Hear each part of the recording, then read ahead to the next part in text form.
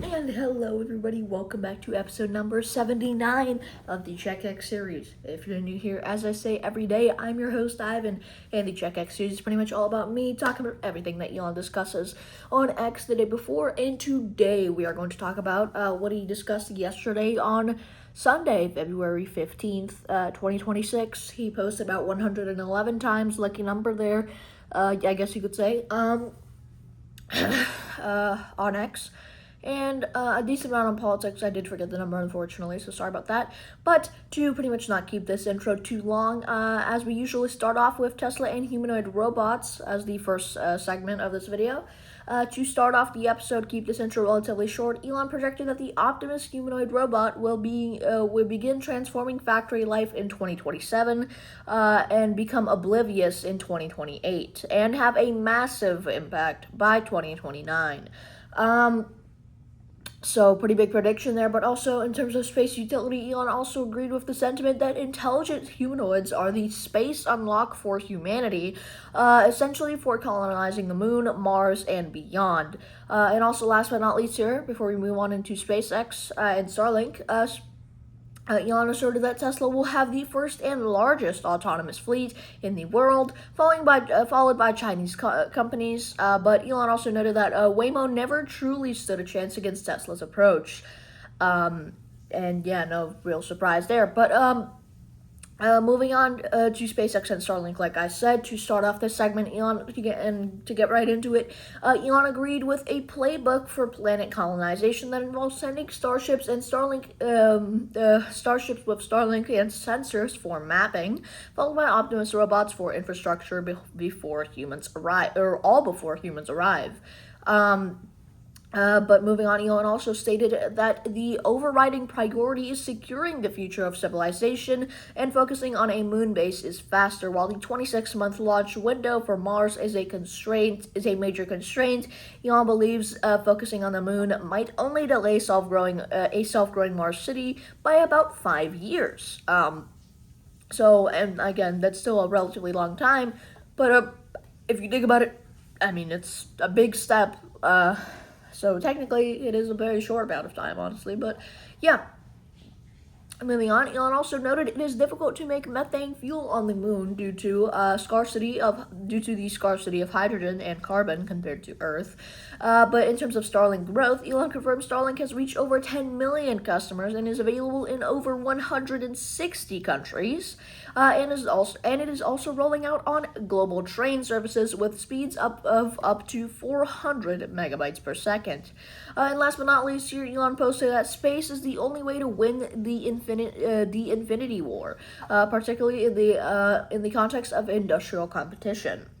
But moving on to artificial intelligence and XAI, and then we'll pretty much start getting into the politics segment of this video after this. But we do have quite a bit to talk about here, so not to delay any further. To start off, Elon announced that Grok 4.2.0, referred to the transcript as, Grok 420. I'm sorry, is set for release next week and will provide significant improvements.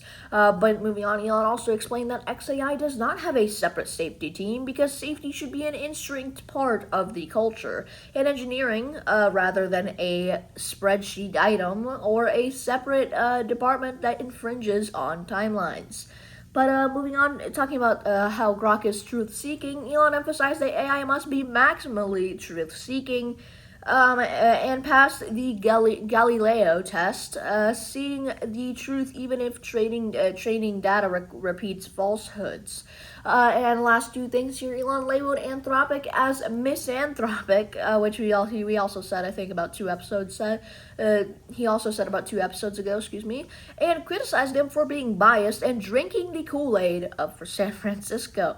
And last but not least here, Elon noted that computers beating humans at chess is a piece of cake and does not necessarily require advanced AI.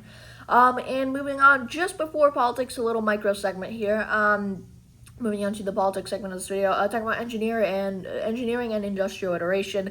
We'll just get through this really quickly. Elon engaged with posts highlighting the rapid iteration speed in Shenzhen, China, where hardware prototypes can be built and tested in 24 hours. And also, Elon expressed a strong preference for engineers over pretentious researchers and suggested that academic prizes are irrelevant to the greatness of one's work.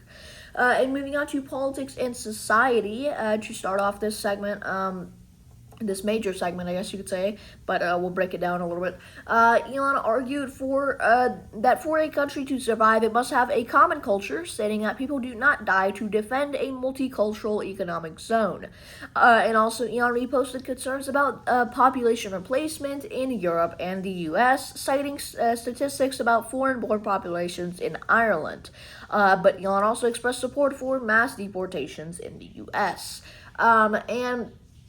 Moving on in terms of critique of Marxism, Elon agreed that Marxism is best understood through the autobiography of Marx, whom he characterized as a failed middle-class academic. And moving on, pretty short there. But moving on, Elon also criticized proposals for unrealized gains taxes and wealth taxes, agreeing they are asset seizures, intended to destroy political enemies like businessmen and investors. And last but not least here, talking about censorship, Elon agreed with the claim that he did not make X right-wing, but simply stopped aggressive banning and censoring. And then moving on to British politics, like I said, we're break it down into small little segments here. And then we'll move on to and wrap it up with family and personal values. Just a couple things to note there.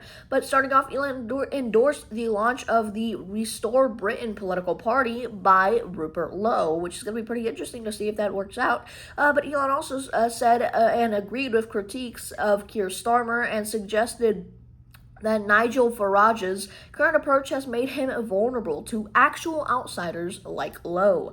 And last but not least here, Elon commented on the failure of British authorities to stop serial predators like Jimmy Savile.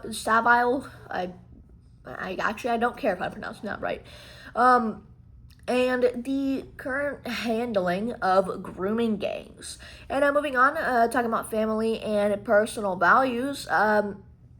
To wrap up the episode here, Elon stated that having children is an act of optimism and those without children lack a stake in the future. But also in response to media claims about his absence as a father, Elon asserted that he spends every moment I could with his kids, and a sentiment supported by others who have visited him. And also, that's very,